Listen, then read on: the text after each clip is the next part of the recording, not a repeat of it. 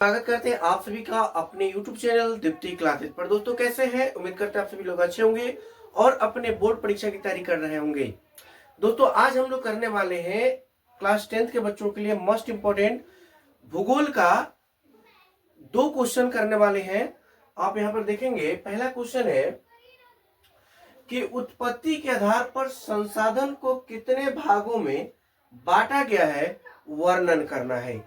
ये हमारा पहला क्वेश्चन है कि जो संसाधन है उसकी उत्पत्ति जो हुई उस उत्पत्ति के आधार पर आप बताइए कि संसाधन कितने प्रकार के होते हैं। तो दोस्तों उत्पादन के हिसाब से अगर देखिए, उत्पादन के दृष्टि से देखें तो संसाधन 2 प्रकार के होते हैं। पहला जैव संसाधन और दूसरा अजैव संसाधन। अब हम लोग बारीकी से जानेंगे कि जैव संसाधन है क्या और अजैव संसाधन है क्या। तो जैव संसाधन समझने के लिए हमको समझना पड़ेगा कि जिन संसाधनों की प्राप्ति, मतलब जो संसाधन की प्राप्ति जीव मंडल से होती है, मतलब जीवों से होती है, तथा जिसमें जीवन व्याप्त हो, अर्थात वो सजीव हो। कहने का मतलब यही है कि जिसमें जीव हो, है ना, उसे हम लोग क्या कहेंगे? जैव संसाधन कहेंगे। उदाहरण के लिए आप देखिए, मनुष्य, जीव जंतु, पेड़ पौधे अर्थात वनस्पति या मत्स्य आदि, ये सभी जो है ये क्या है? जैव संसाधन है।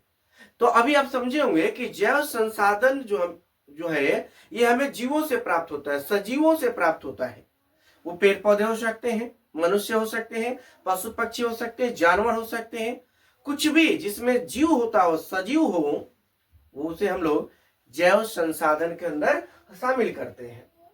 सेम उसका उल्टा देखो, अजैव संसाधन। अजैव संसाधन को समझेंगे, ऐसे संसाधन जिसमें जीवन नहीं पाया जाता है, अर्थात इसमें वृद्धि नहीं होगा। सजीव वाला में वृद्धि होगा, इसमें वृद्धि नहीं होगा, अर्थात ये निर्जीव पदार्थ होंगे। तो जो निर्जीव पदार्थ यानी निर्जीव वस्तु से बने होंगे उसे हम लोग अजैव संसाधन कहेंगे। अब आपको समझ में आया होगा मेरे भाई कि अजैव संसाधन हम किसे कहेंगे? जिसमें जीवन नहीं हो, जो अपना वृद्धि नहीं करता हो, है ना, तो वैसे संसाधन को हम लोग क्या कहेंगे? अजैव संसाधन कहते हैं। एग्जाम्पल आप देखेंगे जैसे चट्टान, पत्थर, खनिज, धातु, अधातु वगैरह, मिट्टी, नदियां, तालाब, झील, झरने, ये सब के सब जो है ना संसाधन है, लेकिन ये जो है अजैव संसाधन के अंदर शामिल किए गए हैं। क्योंकि आप सभी को पता है कि ये सभी जो है इसमें जीव नहीं पाए जाते, अजैव में जीव नहीं पाया जाता। और जब जीव नहीं पाया जाएगा तो उसे हम लोग क्या कहेंगे? अजैव संसाधन कहेंगे। बात आपको समझ में आ रही होगी।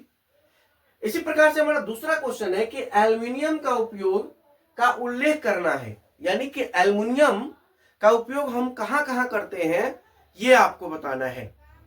तो समझते हैं कि एल्युमिनियम का उपयोग हम निम्नलिखित प्रकार से कर सकते हैं।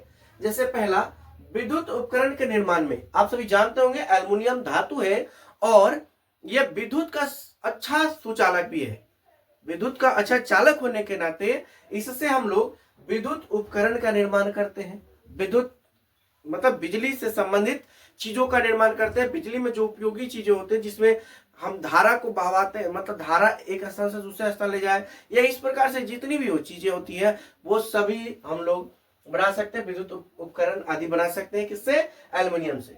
दूसरा, हमारे घरों में, आपके घरों में बर्तन आदि जो होते हैं, अधिकांश बर्तन एल्युमिनियम के भी होते हैं आपके घरों में। तो एल्युमिनियम से हम बर्तन भी बना लेते हैं। एल्युमिनियम हल्का भी होता है और हल्का होने के कारण इसका हम लोग हवाई जहाज यानी वायुयान के निर्माण में भी एल्युमिनियम का प्रयोग करते हैं।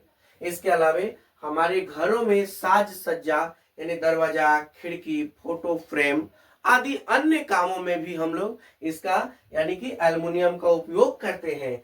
साथ ही एल्युमिनियम पाउडर का प्रयोग जो है सिल्वर पेंट बनाने में भी किया जाता है। जब देखिए लोहे पे ऊपर लगाया जाता है ना सिल्वर पेंट, जो चमकीला होता है, वो किसके बने होते हैं? वो एल्युमिनियम के बने होते हैं। तो दोस्तों उम्मीद करते हैं आपको कि समझ में आई होगी। समझ में आए तो वीडियो को लाइक कर दीजिएगा, चैनल पर नए चैनल को सब्सक्राइब कर लीजिए।